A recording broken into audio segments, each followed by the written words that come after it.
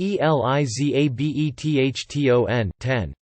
Shortly after his first grade class let out for the day, Nash Kitchens sat with a dozen other young children at a library and played a murder mystery game that had a surprising plot twist. The victim was a restaurant worker who had been found dead in a freezer. The killer, the children would discover, was heroin laced with fentanyl, an often fatal opioid. Nash, who at 7 years old has a relative who has struggled with addiction, was wide-eyed as Jillian Reese, a drug prevention educator, talked about an ongoing opioid epidemic in their small rural community. She then demonstrated how to administer Narcan, an overdose reversal nasal spray. "It's just like a little squirt gun," she told the group of children, before passing around the small plastic device for them to hold and squeeze. At the end of the session, each child received a blue zippered bag containing 2 doses of Narcan to take home.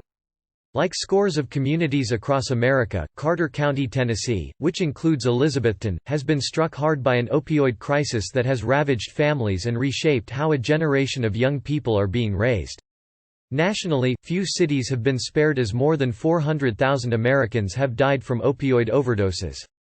In Carter County, where 56,000 people live in a cluster of small cities and rural towns on the North Carolina border, nearly 60 people have died from opioid overdoses since 2014. That year, 8.1 million painkiller prescriptions were written in Tennessee, more than the state's population of about 6.5 million. Desperate to save lives, county health officials have embraced a practical, if radical, strategy for stemming the tide of addiction, teaching children as young as 6 how to reverse an overdose. In the past 3 years, the county's Drug Prevention Coalition has given Narcan training to an estimated 600 young children and teenagers in after-school programs, babysitting classes and vaping cessation courses.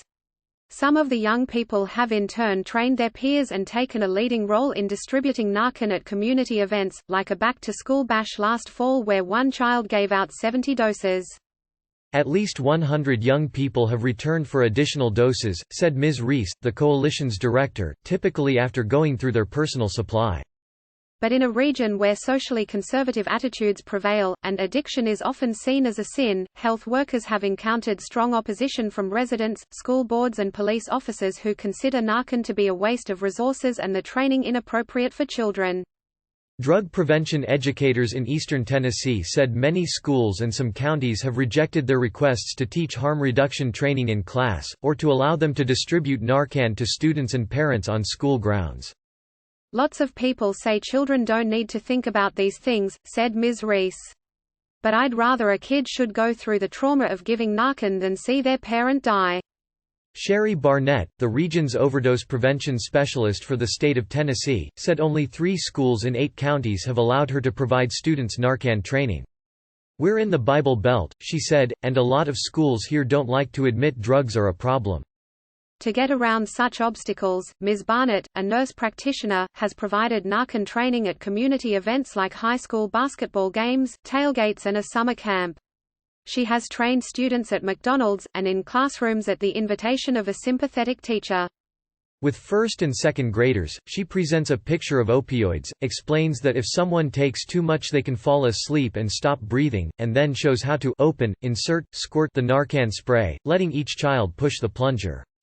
For adolescents, the training is as much about destigmatizing drug use as reversing overdoses. Ms. Barnett often starts lessons by sharing details about her own 3-year struggle with opioids. She was a nurse with her own health care clinic when she began abusing prescription opioids, after filing for a divorce and then the untimely death of her husband. Her addiction eventually led to snorting around 50 pills a day, having her clinic raided and a 14-month prison sentence. Her honesty packs an emotional punch, she said, pointing out that many students have asked her how they can encourage a parent to confront their addiction and focus on recovery. "I've never had a child who was offended or scared," she said of the training. "It's the adults who think it's inappropriate." Yordi Mendez, 16, grew up surrounded by drug use. At 13, he said he tried cocaine that his father had left in a bathroom, and he has seen 2 friends die from overdoses.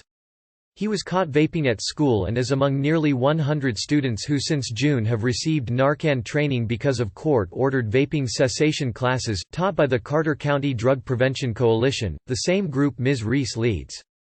Learning how to administer Narcan, Yordai said, inspired him to join the coalition's youth board, whose 35 members range from 4th grade through high school.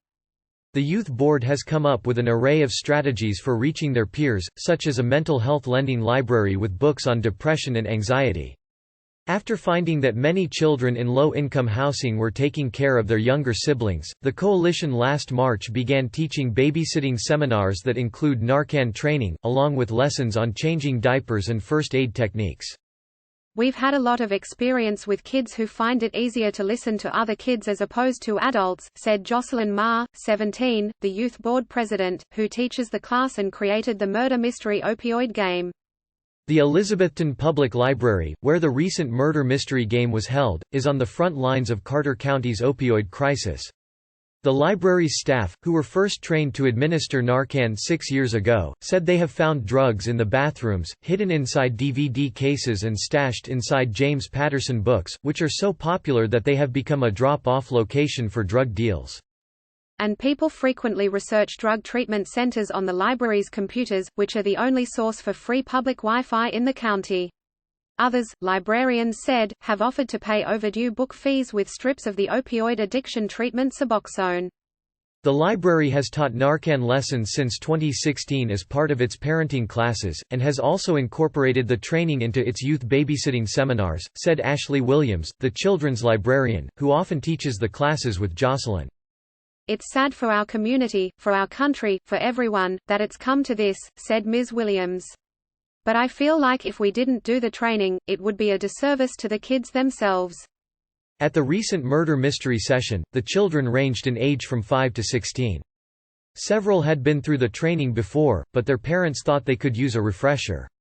Some of the children had a parent who has struggled with addiction. Over slices of pizza, the children read aloud clues, though none guessed that the victim had died of an overdose. Once Ms. Reese revealed the plot twist, she led a discussion about opioids, and encouraged the children to keep Narcan in their backpacks. Nora Blome, 8, whose father is an emergency room nurse, said that opioids smashed the brain's nerve receptors. Nolan Loveday, 10, described an overdose as using too much drugs. When Ms. Reese asked what they should do after administering Narcan, Nolan's twin brother, Lennox, gave the correct answer: call 911. Like most of the children, Nash was too young to fully grasp the complexities of addiction, but he understood enough to know that he can save a life with Narcan. Drugs are bad things that could kill you, he said. Now I know how to use it. I feel good because I like helping people in danger. In a community where drug use and stigma are rife, several parents said they hope the class teaches their children to be less judgmental of addiction. Not only know why we don't want to do drugs, said Nash's mother, Kelly Kitchens, but why we still love the people that do. While the specifics of the class were too complex for Mia Pierce, a 5-year-old girl who sat coloring throughout the lesson, her mother, Tiffany Pierce, said she simply wanted her daughter to be aware of opioids and addiction, which have consumed Mia's father and grandfather. If only Ms. Pierce, 24, had been taught how to recognize an overdose at her daughter's age, she said, she might have known at 10 years old to call 911 after finding her father, an intravenous drug user, unconscious. I would have felt more prepared, she said. It's great for kids to learn. I don't think it's ever too early.